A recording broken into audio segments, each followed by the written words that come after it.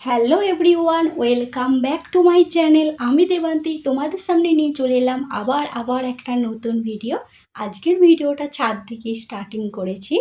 আর ভিজে কাপড় জামাগুলো মা কেচে দিয়েছিল, সব কিছু মা বললো একটু ছাদে দিয়ে চলে আসতে। আমি বললাম হ্যাঁ ঠিক আছে, তাহলে কাজটাও তাড়াতাড়ি হয়ে যাবে। আর মা তো ঠাকুর পুজো করবে, সেই জন্য স্নান টান করতে অনেকটাই দেরি হবে, ফুল তোলা আছে আরও অনেক কিছু আছে। আমি বললাম মা এগুলো সবগুলো দিয়ে দিন, আমি একে একে সব কটা ছাদে দিয়ে চলে আসবো। কিন্তু ছাদে ছাদে তো এসে দিয়ে যাচ্ছি, কিন্তু কখন যে আসা হবে কি না হবে তার জানি না। তো মা তো আছে, অবশ্যই মা চলে আসবে, আমার না এলেও চলবে। আর মা আমরা দুজনের কাজ ভাগাভাগি করে করি অবশ্য। আমি রান্নার দিকটা দেখি আর মা সব কিছু কাপড় জামা তোলাতুলি করে, তারপর বাবান সোনাকে দেখে স্নান করিয়ে দেয়, আর আমি বাবান সোনাকে খাইয়ে দিই আপাতত। আর এখন চলো কাজগুলোকে ঝটপট করে নিই। এদিকে অনেক কটা নাইটি ছিল, সেগুলোকে কেচে দিয়েছিল মা।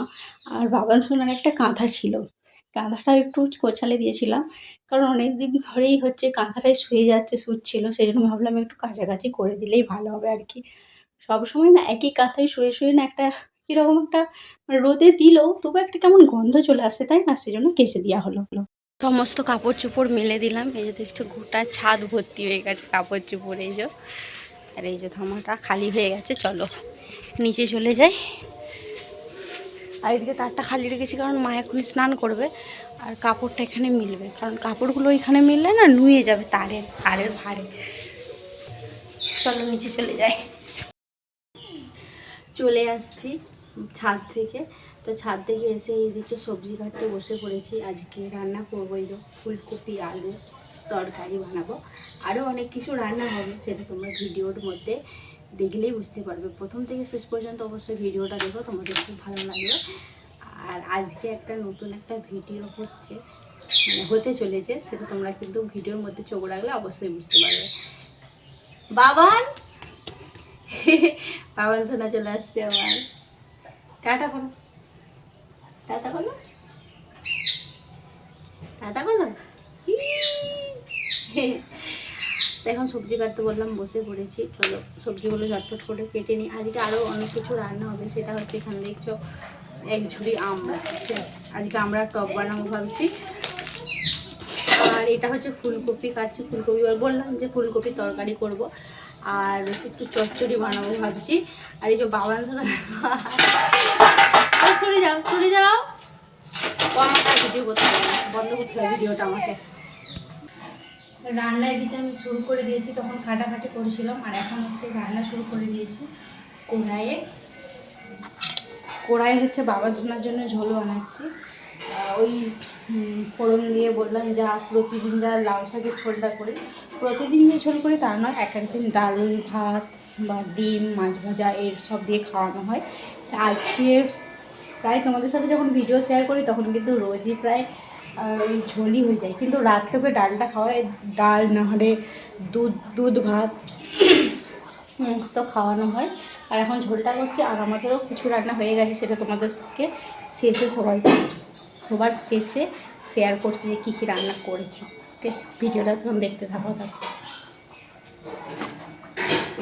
আমাদের পুকুরে রূপচাঁদ মাছ, এটা কিন্তু অনেক বড়। ফোনেতে কতটা বড় লাগছে ঠিক জানি না। দুটো মাছ পেয়েছে, একটা জামাইবাবু মাছগুলো ধরেছে, ওই যে দেখছো জামাইবাবুকে তোমাদেরকে দেখিয়ে দিলাম, ঘাটের ওখানে বসে আছে, দুটো মাছই ধরেছে।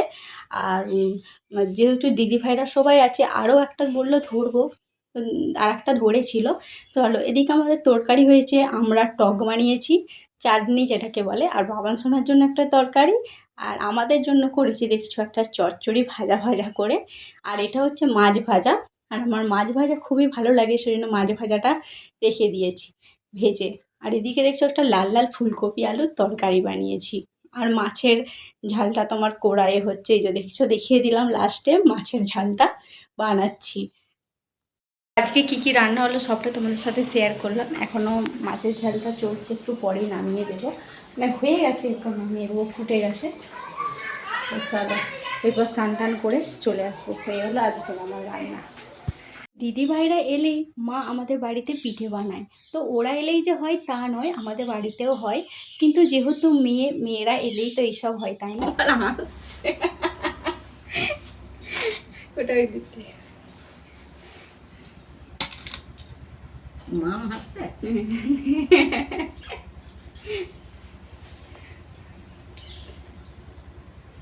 পড়তে দেখতে ঘুমায় না, ওর বাবা ঘুমাচ্ছে। মা বললো তুমি আসো মা, আমি আসছি। ওই ওই হচ্ছে, এই ঘরটাই আছে।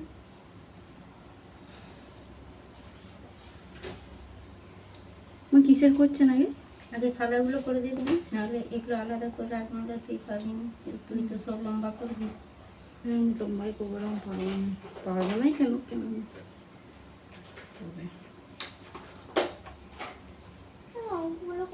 করো করো, পড়াগুলো তো মেয়েরাই বাপের ঘর গেলেই দেখবে একটা আলাদাই, মানে তারা কি খেতে ভালোবাসে কি না ভালোবাসে সবটা তাদের জন্য হয়।